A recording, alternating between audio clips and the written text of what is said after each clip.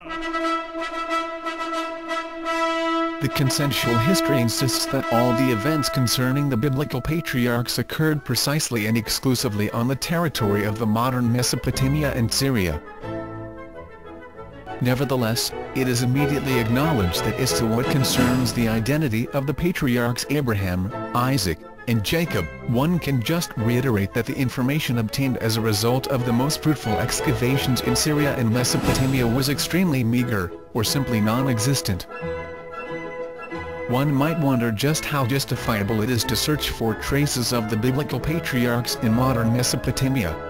Archaeology as well as historical science in general can find no proof to the biblical legend about the Egyptian slavery of the Jews. The Egyptologist Wilhelm Spielberg tells us that what the Bible reports about the plight of Israel in Egypt isn't any more of a historical fact than the accounts of Egyptian history related by Herodotus. Anyway, it is clear that the research concerning the pharaoh under whose rule Israel moved into Egypt and left it represents nothing but the juggling of names and dates void of all meaning.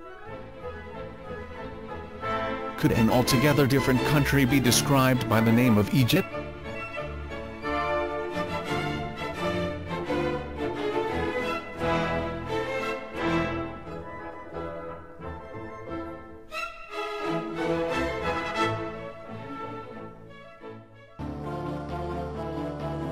This book will change your entire perception of history forever.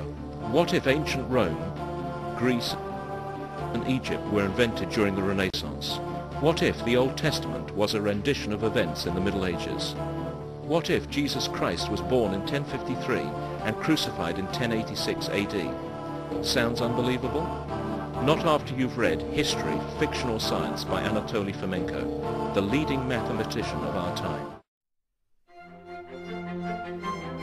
We all know the biblical tale of Moses upon the fiery mountain. The one about the cities of the plain destroyed in a fiery hailstorm whose description could refer to volcanic eruption. The fact that many biblical texts clearly refer to volcanic activity has been well known to historians for a long time. The word Zion is widely known. Theologians interpret it as pillar. Identifying Zion as Sinai and Horeb is common in both theology and Bible studies. Hieronymus in particular noted that, it appears that the same mountain is called by two different names, Sinai and Horeb.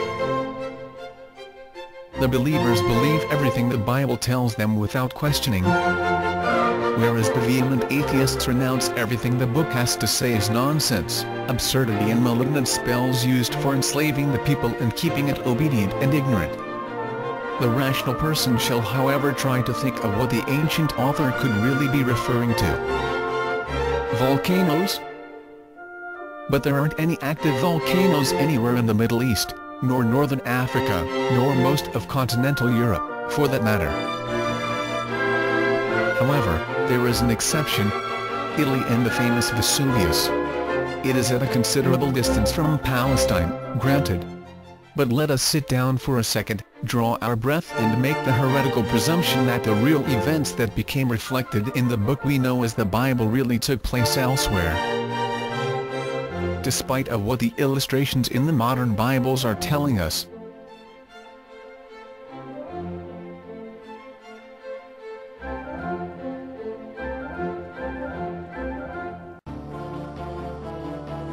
This book will change your entire perception of history forever. What if ancient Rome, Greece, and Egypt were invented during the Renaissance? What if the Old Testament was a rendition of events in the Middle Ages? What if Jesus Christ was born in 1053 and crucified in 1086 AD? Sounds unbelievable? Not after you've read History, Fictional Science by Anatoly Fomenko, the leading mathematician of our time.